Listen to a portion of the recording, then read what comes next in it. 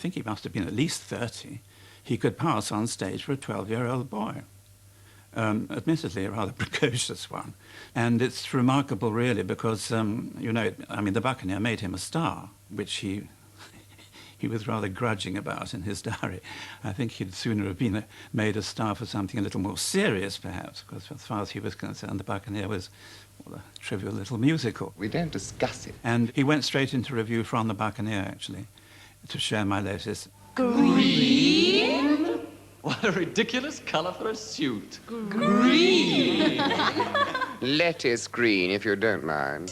Oh, don't worry about them. They don't like my lettuce green suit, and they don't like the fact that I grew my own lettuce just from an ordinary packet of seeds. They're all standing there behind me, waiting for me to open the show. They expect me to sing some terrible opening chorus. I told the producer, I said, oh no, I am an actor. She said, your secret is safe with me. Charming. Extraordinary name for a review, Share My Lettuce, isn't it? Yeah. I thought it would be about rabbits or something, you know, everybody walking about like A ridiculous supposition. I had never, ever seen anything quite like it. I'd never seen anything quite as neat. There's no flies on me, dear. I was in this review, you see, and the men were all supposed to come on and dance with a piece of chiffon which floated down, and they took it in their arms and danced, you see. Some of the blokes refused to do it, so I'm not dancing. I'm furious. But I was agreeing. I agree with everything. I said, oh, it's lovely. The West End, anything to get the West End, you see. My bit didn't come down. So I went round, sort of trying to reach, you know, trying to pinch other boys' bits of chiffon.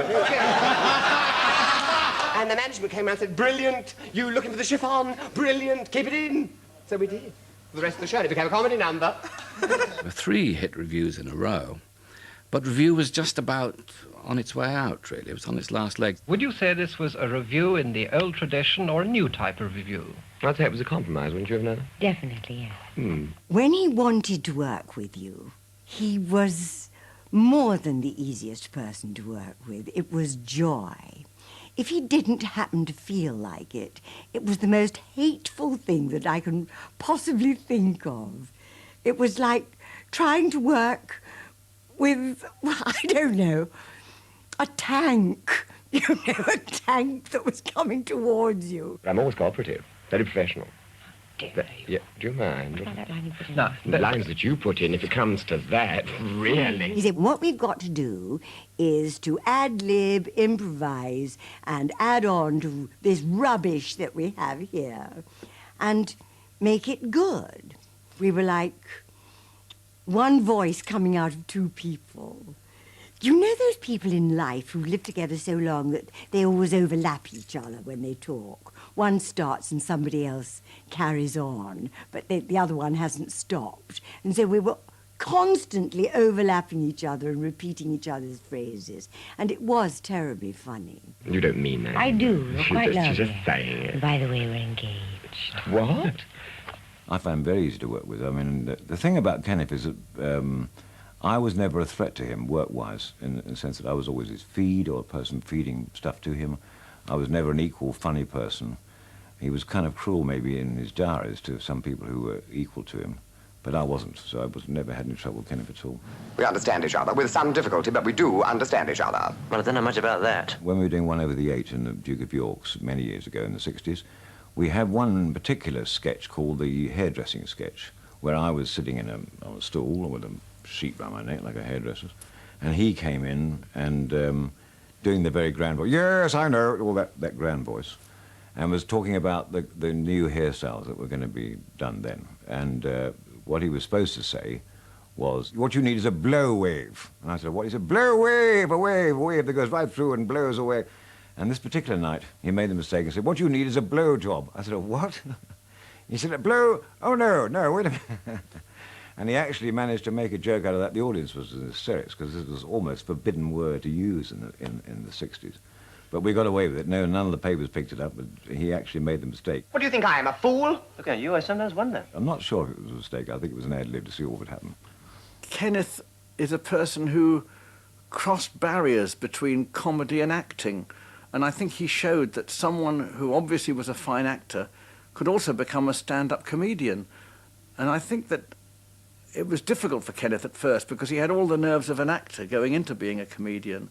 And I think it was very difficult for him perhaps to just go out there and just to sort of present himself as a comedian rather than having a script to hide behind. But he had the guts to get up and do it. He did start off as a classical actor, as he saw it, in R.I.P, doing Ibsen and Shaw and Shakespeare as well. And I think that was his fantasy of himself as when he started off, as being that kind of an actor. After all, he did understudy Richard Burton in The Seagull. I've never heard this name dropping. I'd actually love to have seen him play Lady Bracknell.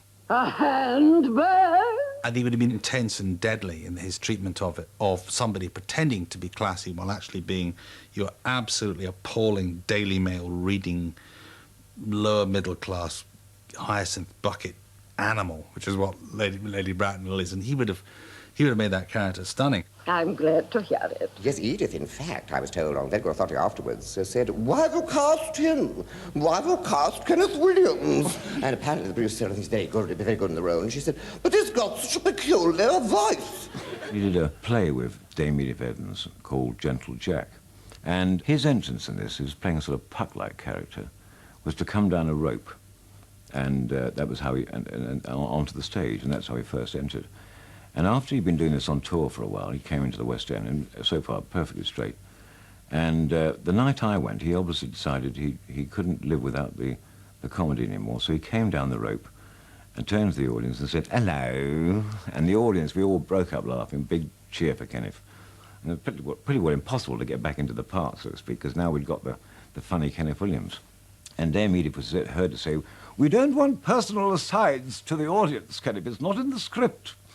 And got back to this hotel where we were staying, and we were the only two because everyone else had dined, you know. We were, well, it was 11 o'clock at night, you know, and everyone else had gone. But these two tin plates were over a bit of cold ham and lettuce.